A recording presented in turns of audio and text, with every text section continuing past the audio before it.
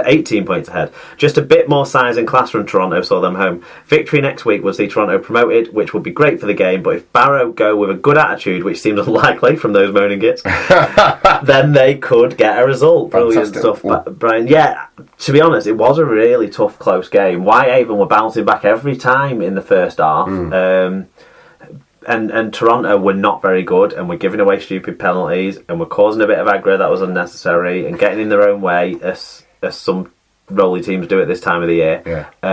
But you got to give every credit to them for what they put up, because they had a couple of players who couldn't make the journey. The halfback, Crook is it? Couldn't go because he's a teacher, so he couldn't get the travel time enough off work and that sort of thing. So every credit to them there, but Toronto did just have that little bit extra class in the end. Great try they scored. The last try was similar to Parcells' try. But it was Liam Kay down the wing, chipped it back inside, I think, for QLT to nab it in touchdown. Classy way to finish the game after quite a scratchy affair. There you go. Elsewhere then, Barrow were 36 points to 14 winners over Workington. Newcastle got a 34 points to 8 win over the Keighley Cougars, and York City Knights and Doncaster played out a 21-all draw. So 2 drop goals. Yeah, really close game there. Just about enough for York, though. Toronto will clinch promotion if they win next week over second place Barrow, as Brian's already told us. Whitehaven are unlikely to finish anywhere other than third. York are in fourth. They're safe for the promotion playoffs now after that draw. Doncaster, though, are 1 point short of confirming their place, so they really could have done with holding on against York. Keighley and Newcastle both need 2 from 2 to overtake them, making Doncaster versus Newcastle next week a pivotal fixture. There you go. League One Shield round 5 action we have for you now. It was Gloucestershire All Golds 8, the Oxford Blues 18. And we start with Tim G Radio, who says, Randall, what's the score? Randall, what's the score? And whilst he doesn't tell us the score, Lee Randall gets in touch and says, end of season, coach leaving, I'm not sure what's going on, performance from the All Golds. A disappointing day for us, but no complaints with the scoreline. They were more clinical than we were. Could be the last ever away game next week at Scholars, but who knows what's happening. Come on, you All Golds. Did you see Lee and Al's bits that they managed to get up on Instagram? I think they didn't manage to get them up at the time. It wasn't working for them on Friday night, but on Saturday morning, certainly I saw them all. Their pictures from the night before when they had the Sky Jolly. That must have been awesome for them. Yeah, and they got on the pitch at the end, and they said they were sat in like the executive box, sat like next to Roger Draper and all that sort of stuff going on. So that's a fabulous night out, that, isn't it? Superb. Hunslet were 64 points to 7 winners over the South Wales Scorpions. London Scholars were 42 points to 22 winners over Dewsbury B. North Wales 16, Coventry 22, the final score from that round of fixtures, Mark. At what point of their game did South Wales kick a drop goal? I think at the end for shits and giggles. I would say a bit of gallows humour comes in there. Scholars and Hunslet are firm favourites for the Shield final. Only North Wales can just about catch them now. Fine. So right into the NRL then. Round 26 of regular season play. North Queensland Cowboys defeated 10 points to 20 by the Brisbane Broncos. Parramatta Eels beat the South Sydney Rabbitohs 22 points to 16. Yeah, Tom Burgess impressed again, 153 metres. George also started this one alongside his twin, but didn't put up big numbers. Didn't do much. Okay, it was the Sydney Roosters 20, the Gold Coast Titans 16. Greenwood played for the Titans. There you go. Manly Seagulls 28, Penrith Panthers 12. The Melbourne Storm defeated the Canberra Raiders by 32 points to 6. Yeah, Hodgson and White have played in this kind of disappointing end to the season from the Raiders. The Storm had a big party. They kind of went off in this one in the end after kind of bit of backbone from Raiders in the first half. Well, my Sharkies got an away win up in Newcastle, 18 points to 26 between the Knights and the Sharks. Yeah, Wardle waved goodbye to the NRL. There you are. It was the Dragons 26, the Bulldogs 26, Mark. Oh, it wasn't. Was it not? No, the Dragons lost. I don't know what score. I must have written down. I must have typed the wrong thing. I must have been distracted at the time. But the Dragons lost. Widdop and Graham both played, but neither put up big stats for their sides. Graham in I think it's been formally confirmed now, or at least that he's going to be at the Dragons next year. Right. And this loss for the Dragons means none of our British players are going to be in the end of year final, so get them all in a training camp together. Get old Paul Anderson over there, or one of the assistant coaches that isn't with a club. Wellens as well, maybe get them running a camp, because this needs addressing. This is a chance. This is an opportunity, isn't it? Absolutely. Final game of the weekend in the NRL saw the West Tigers defeat the New Zealand Warriors 28 points to 16.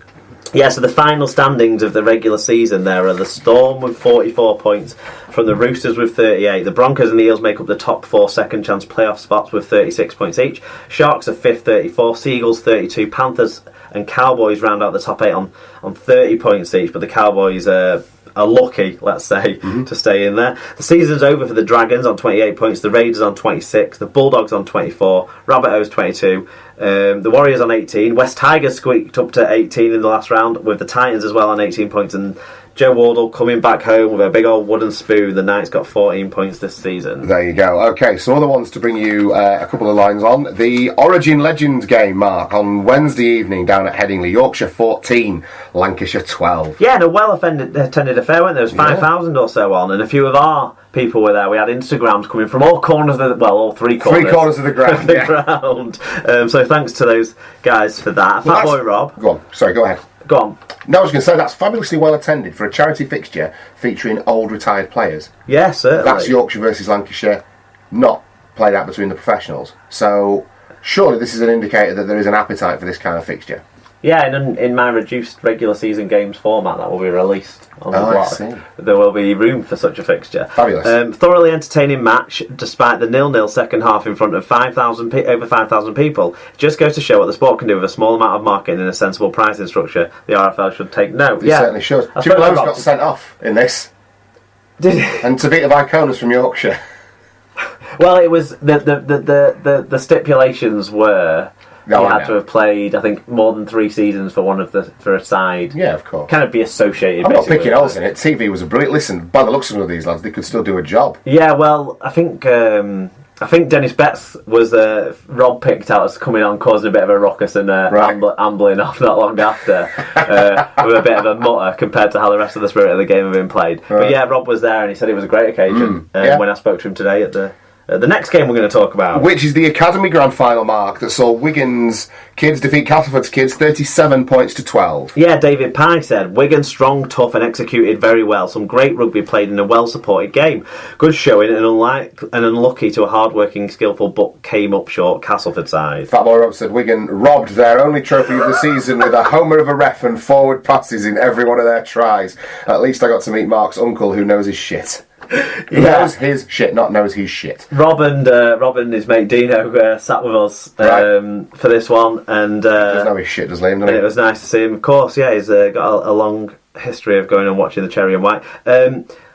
Wigan's kids were really good in this game. I've seen them play better this year, right? But this was a bigger occasion and on a bigger pitch than they normally play. And young Josh Woods, who's played a bit in the first team, played a bit at Swinton. He was involved in knocking Huddersfield out of the cup with the Lions, wasn't he?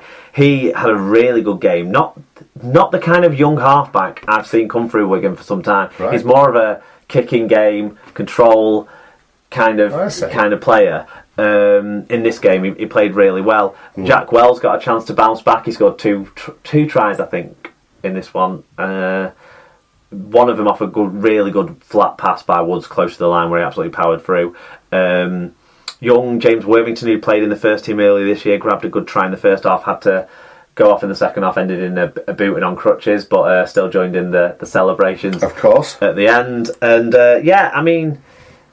Cass, tried to get as physical as they could because they were a slightly bigger side than the Wigan side overall, but the Wigan side were just a lot more well drilled, I would say, and put on some great set pieces. Bombed a few chances too, but really good overall effort. Superb. Okay, and the final game of the weekend that we've got to tell you about was the Harry Jepson Trophy. Mark, London and the South East scored 8 points against the West of England, who managed 8. 30 points, sorry. Try that again, yeah. Let's have another go. Right, Harry Jepson Trophy, London and South East 30, West of England 8. Yeah, and General Manager of the London and South East operation, Tim G Radio, got in touch. Said, great first game where we won 30-8. First half was very even with London going in 12-4 up, but a man down with Jamie Diggle being sent to the bin for persistent infringements, not just for his haircut. Oh. West came out strong, but London...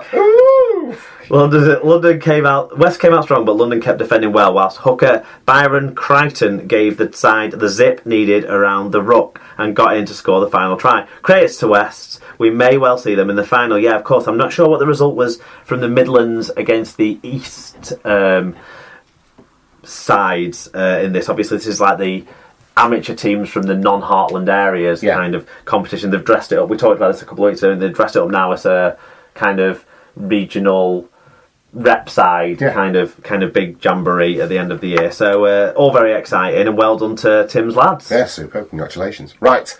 That's the world of Rugby League well and truly covered. Let's bring you our predictions then for the next round of the Super 8 and the qualifiers.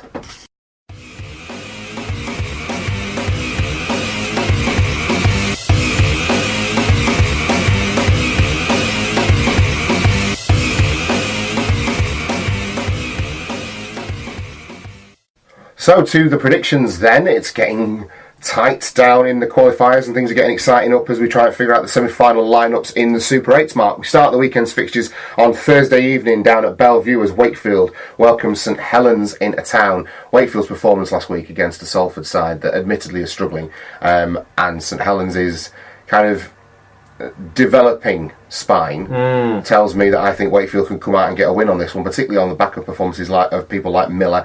The debut of Tyler Randall was encouraging. I think the two packs are fairly evenly matched, but I think once the interchange rolls around, Wakefield will get on top and they'll have more than enough to take care of St Helens. I'm going 30 points to 14.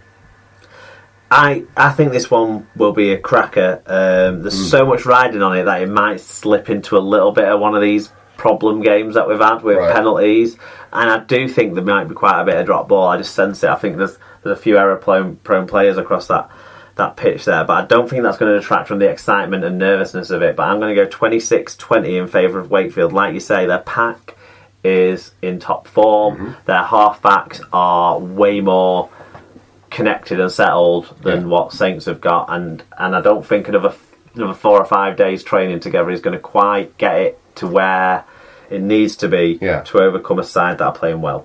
Super. Okay, Friday evening then Castleford take on Leeds. It's 2 points in the bag every time they do this for Castleford, isn't it? And it's down at the Jungle. What do you reckon?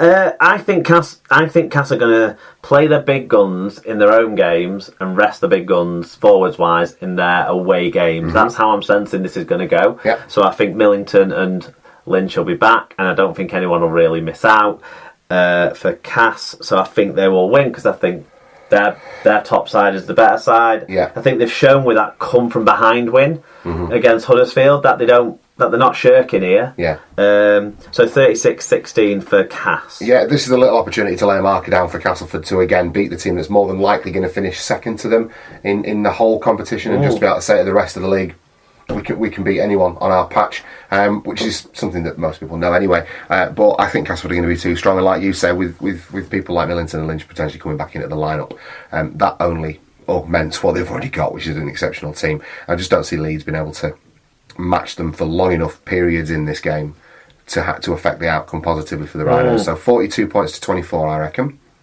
Which takes us to Friday evening's televised game, Hull FC versus Wigan. It's a replay of the Challenge Cup final, Mark. Will your boys get some revenge?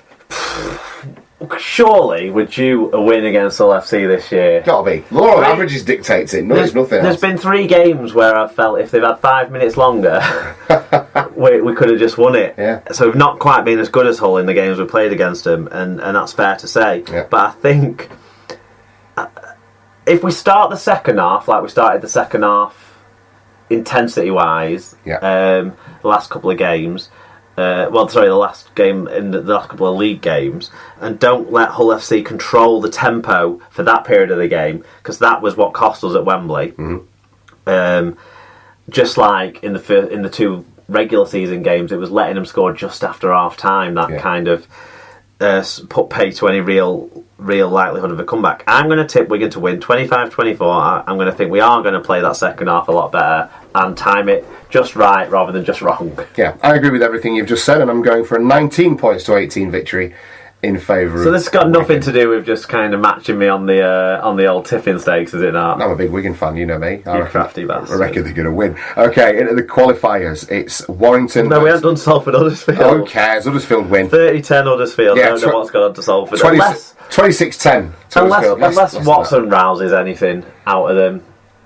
I'm just done with these two teams, really. Huddersfield play with a bit more pride, but I need Huddersfield to keep to keep up a bit of something, because I need Huddersfield to do St Helens in 2 weeks' time. Yeah, so you need them to have a rest week this week and just kind of, No, I need them to get